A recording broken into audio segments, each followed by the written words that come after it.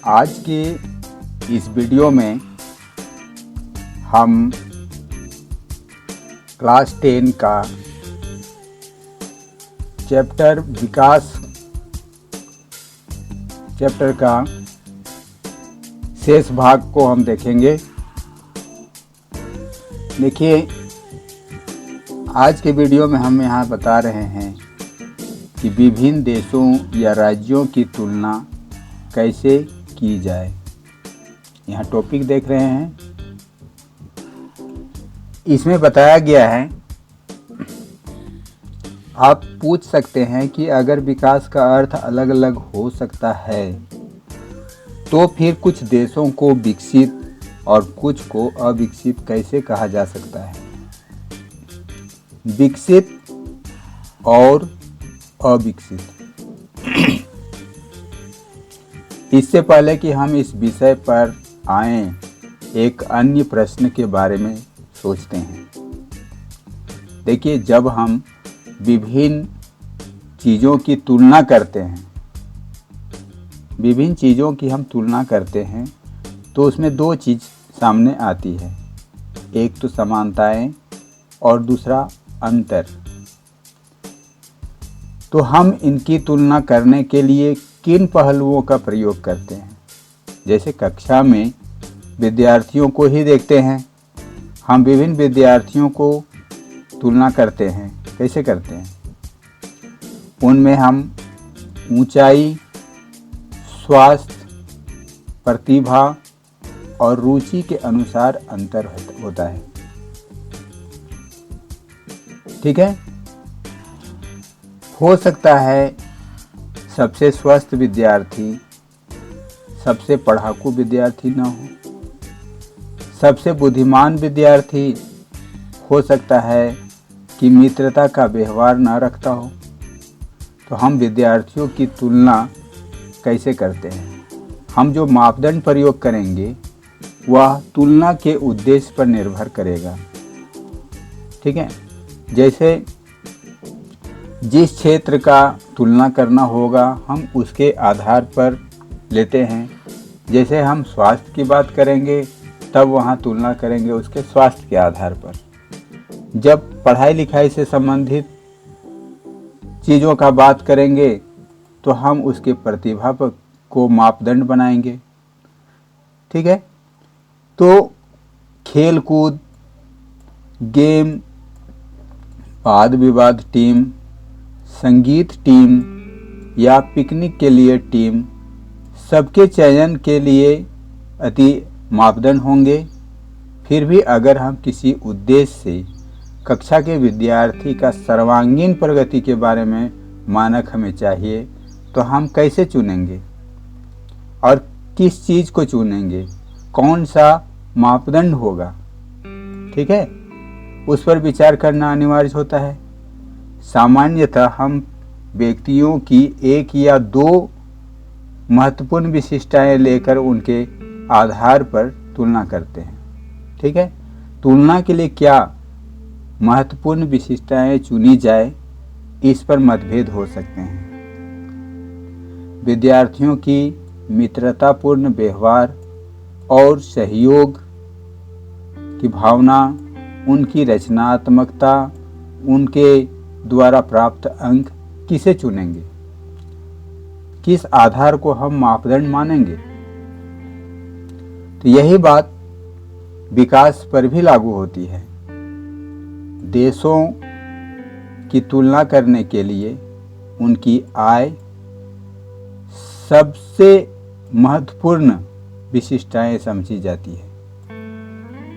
जिन देशों की आय अधिक है उन्हें कम आय वाले देशों से अधिक विकसित समझा जाता है। यह इस समझ पर आधारित है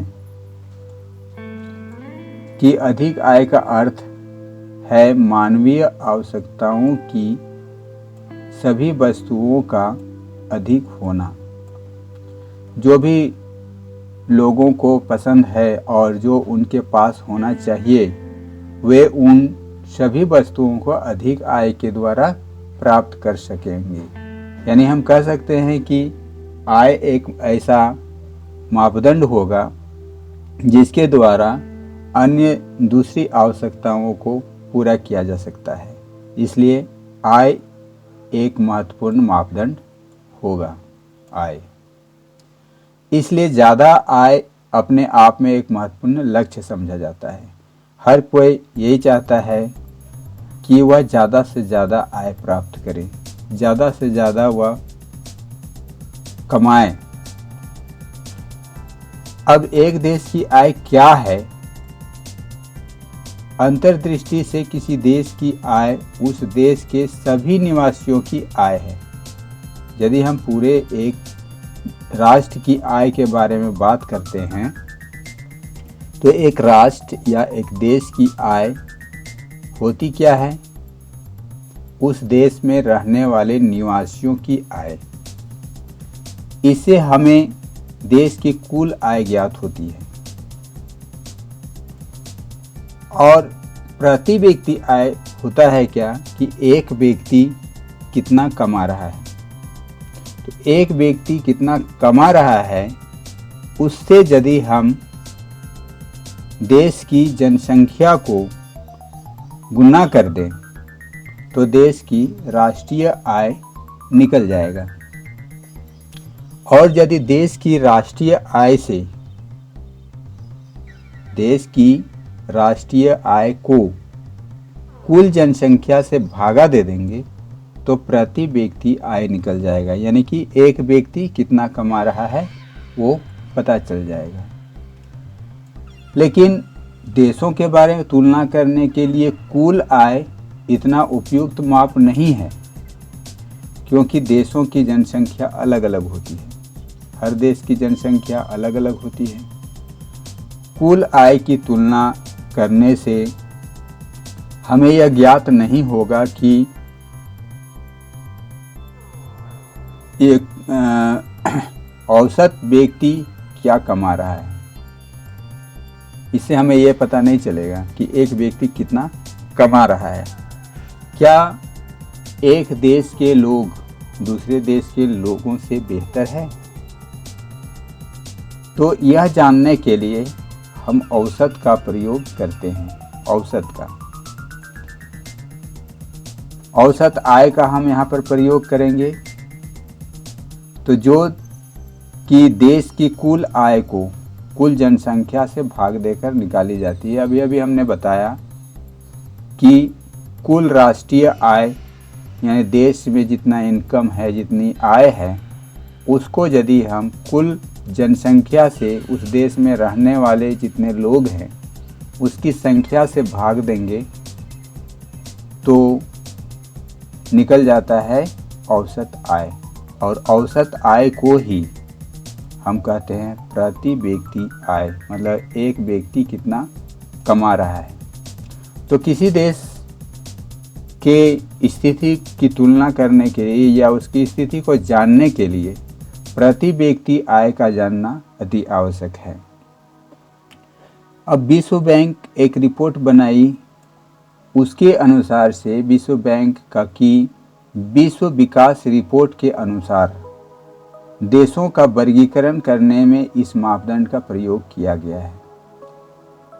ठीक है, अर्थात उस रिपोर्ट के आधार पर वे देश जिनकी 2017 में प्रति व्यक्ति आय US डॉलर में 12,056 प्रति वर्ष या उससे अधिक है तो उसे समृद्ध देशों की श्रेणी में रखा जाएगा।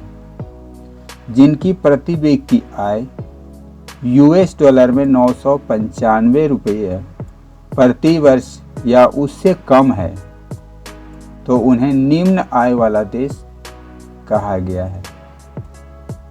ठीक है, भारत के बारे में यदि हम बात करते हैं तो भारत एक ऐसा देश है जो मध्य आय वाला वर्ग देशों में आता है, क्योंकि यहाँ की प्रति व्यक्ति आय 2017 में केवल US डॉलर में 1820 था।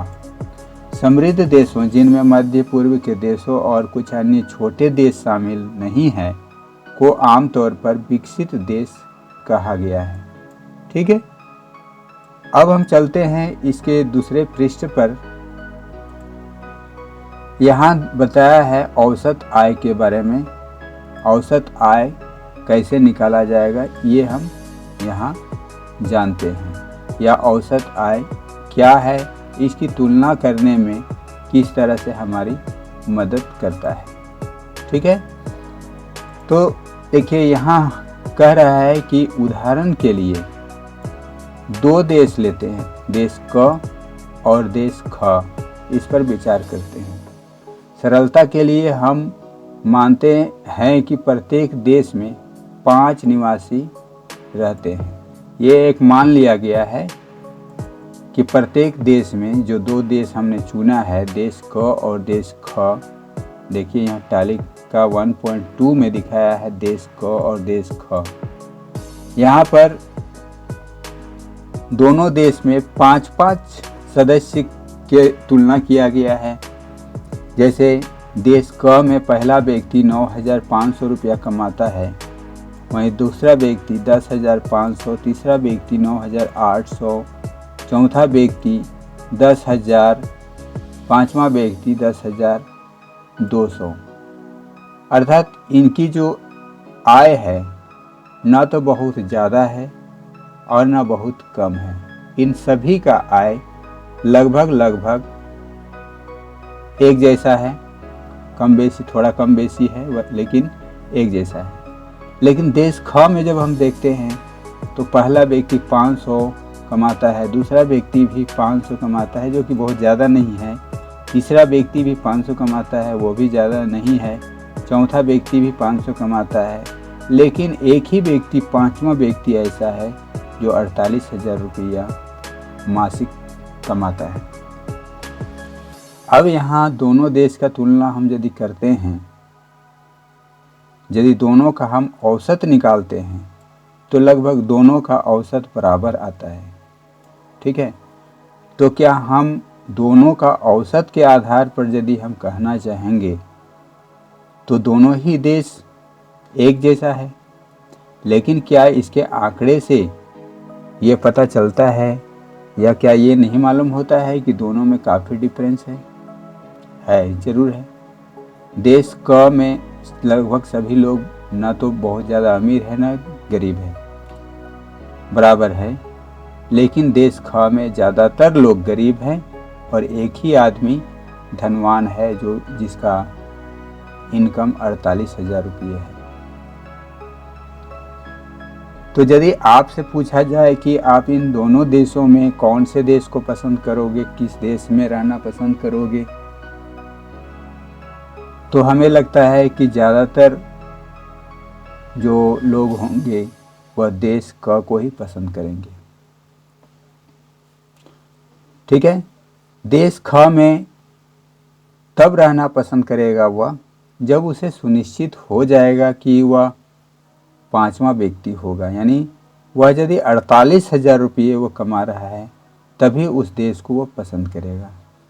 लेकिन इसमें भी सामाजिक दृष्टिकोण से यदि देखा जाए तो आप एक अनुमान लगाइए कि एक देश में, एक गांव में आप रहते हैं, आप सबसे ज़्यादा धनवान हैं, 48,000 रुपया आप कमाते हैं प्रत्येक महीना, और आपके अगल बगल पड़ोसी 500 रुपया प्रति महीना कमाता है, तो क्या वह समाज विकसित कहलाएगा या वह समाज सुदृढ़ हो पाएगा?